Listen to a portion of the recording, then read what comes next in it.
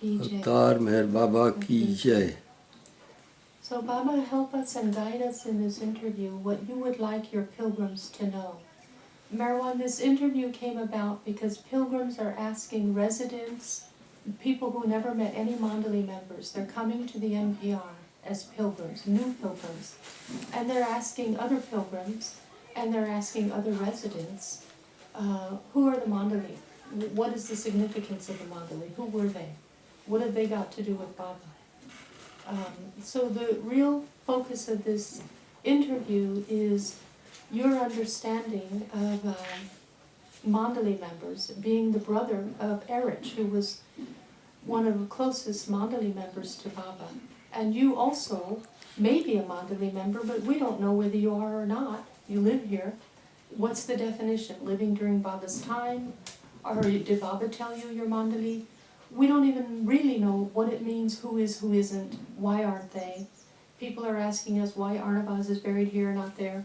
A lot of these things are a little bit confusing, and whatever clarity you can give to new pilgrims coming, it would be very helpful, because we would rather refer people to you and to Bao than, to Lord Meher, of course, than to our own understanding, which is very limited. If your understanding of what you have all said is very limited, mine may be even more limited. But in any case, talking about circles, you had mentioned that people want to know about Baba's circle.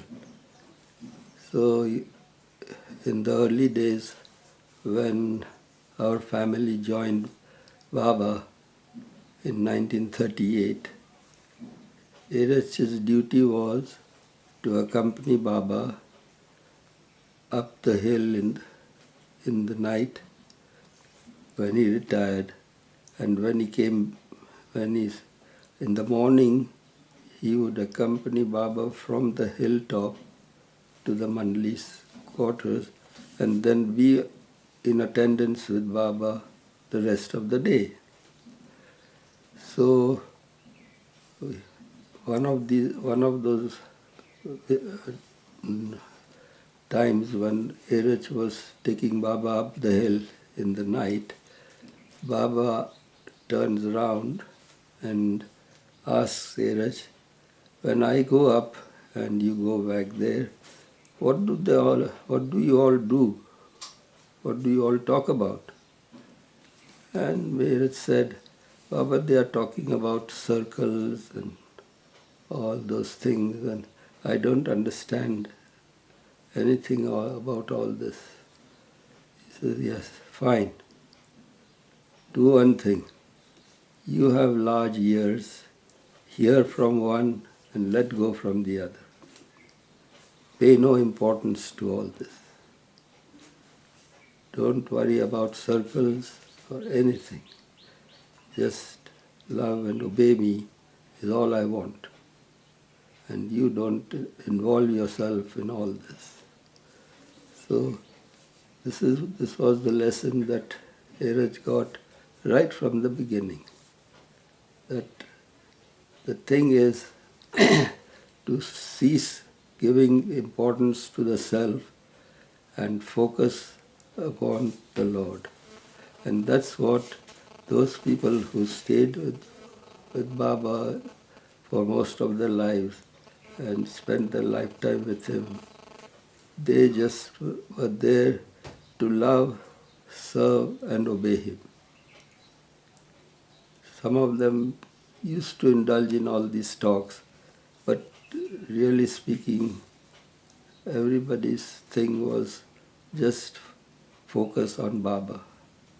And that is what Baba meant. And one day he was in the later years, he was saying, what is all this talk about being Mandali or not being Mandali? Who are the Mandali and what are they? What's all this talk going on? Anybody who loves me and obeys me, whether he's here or there, is my Mandali, he or she. He used to say such things in various occasions. But later on, Baba specified that those people who are staying close to me, following my day-to-day orders, and in my close physical association, and who love and serve and obey me in all respects, and with whom I feel at home, they are my mandli. So there are so many things that go to think that so and so is a mandli and so is not. It's none of our business. Neither did Dheeraj ever assert himself to be a mandli, or any of the mandli did that, for that matter. So their focus was on the Lord, and they gave no importance to themselves, and just wanted people, tried to guide people to in the same way. They felt that they were just pointers to Baba, nothing else. That's what they felt in reality. So at least that's what Dheeraj used to say to us, that I'm just a pointer. Don't look at me. I'm nobody. Don't let your focus be only on the Lord. So that's how the Mandali used to guide people to be with Baba, to be all totally focused on him, and not to let their minds be diverted to anybody else or anyone, so, and give any importance to other than Baba. Yeah. So in my close association with Dheeraj, who was one of the close of Mandali of Baba, because he spent his entire lifetime in close association with Baba and serving him, being his personal attendant all those years. I learned a great many things from him as to how to obey him. He wouldn't make any show of obedience or anything, but the way he led his life, the way he was so detached from everything, and yet he was so concerned about the family and everything. That was the example that I could imbibe, and that has remained with me.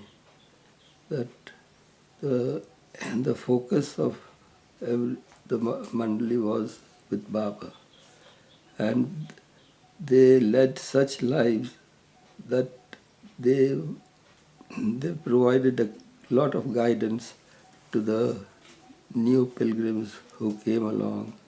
The Mandali gave them all the ways in which Baba used to live, how he lived, how he was leading a normal human life, and yet how at the same time they felt his divinity also.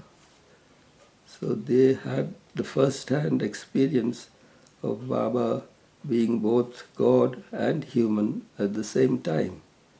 And they therefore had the capacity to guide people to, to what they should be doing. And so many pilgrims benefited by that.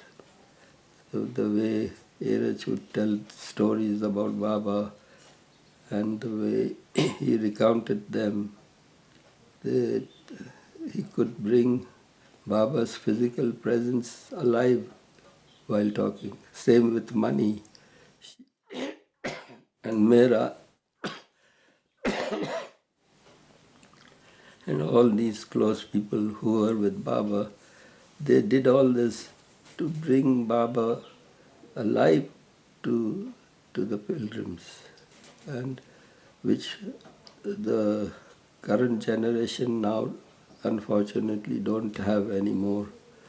So they have left this legacy to us to follow what they have said, that to be focused on Baba, to love him, to serve him.